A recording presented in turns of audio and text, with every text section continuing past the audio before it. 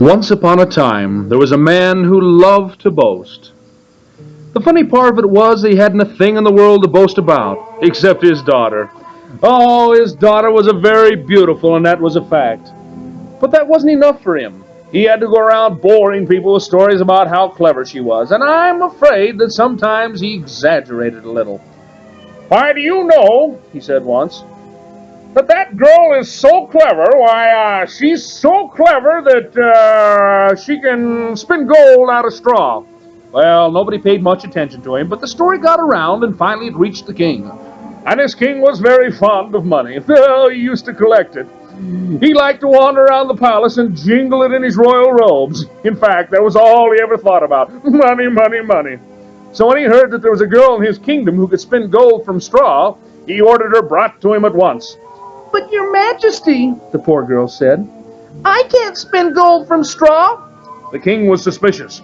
"You're just saying that," he said, and he led her to a room where there was a big pile of straw and a spinning wheel.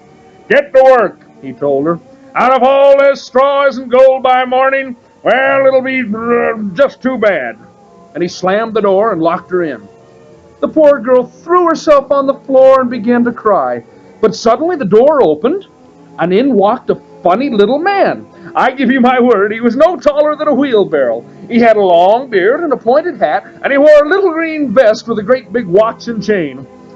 "Hello, beautiful," he said. "Why all the tears?"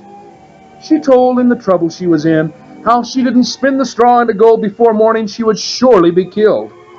"Well, what would you give me," asked the little man, "if I would do it for you?" "Oh, anything," she said. "I'll give you my necklace." It was a deal. He sat down to the spinning wheel, and round it went until he had spun all the gold straw into gold. When the king came the next morning, he was delighted. But instead of letting the poor girl go, he took her into another room where there was even a bigger pile of straw. "I don't have to tell you," he said, "that if all this straw isn't gold by morning, well, you'll meet a fate so horrible that, I can't even think what it is." Well, that night the same thing happened. The little man returned, and the poor girl offered him her ring, which was the only thing she had left. And before morning, the job was all done. When the king came in, he could hardly believe his eyes. "By George," he thought, "this girl's a gold mine." He led her into a third room, even larger, where there was easily a ton and a half of straw. "I'll tell you what I'm going to do," he said. "If you spin all this into gold, I'll marry you and make you my queen." Big-hearted, wasn't he? "But I can't," she cried. "Tut, tut, my dear," the king said. "Never say can't." And he closed the door softly. Just the same, he locked it up. This time the girl was really in trouble, for she had no jewelry left to offer the little man when he came. When the little man came into the room where the poor girl had been locked up, all she could do was throw herself on his mercy and beg him to help her. "Well, I'm losing money on this," the little fellow said. "But I'll tell you what I'll do if you promise me one thing. Promise me that when you're queen, you'll give me your first child."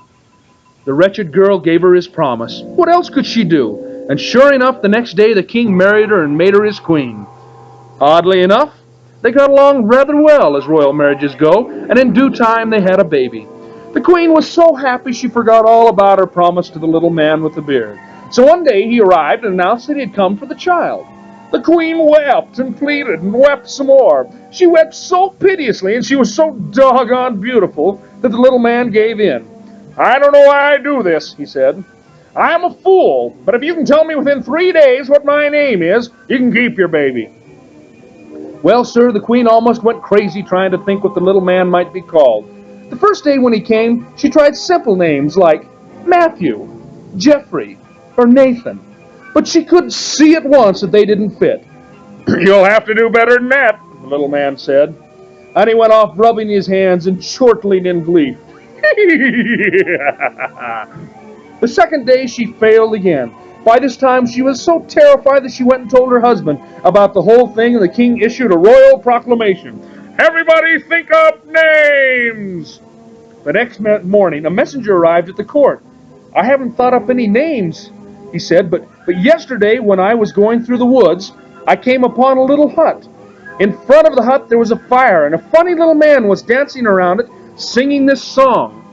Bring me cookies, bring me wine, tomorrow night the baby's mine. If I don't win this guessing game, Rumpelstiltskin's not my name. When the king heard this, she jumped for joy. She could hardly wait for the little man to get there.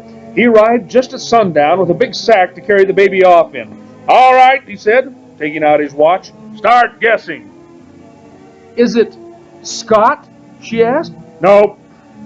Is it Michael? You're cold. It isn't Melissa? Certainly not. Ridiculous.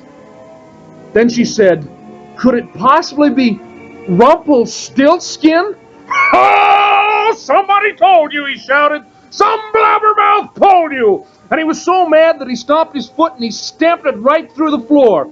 They had to pull him out, and he limped away, muttering to himself, always somebody spoiling the game. And that was the last they ever seen of him, the old goat. That's all.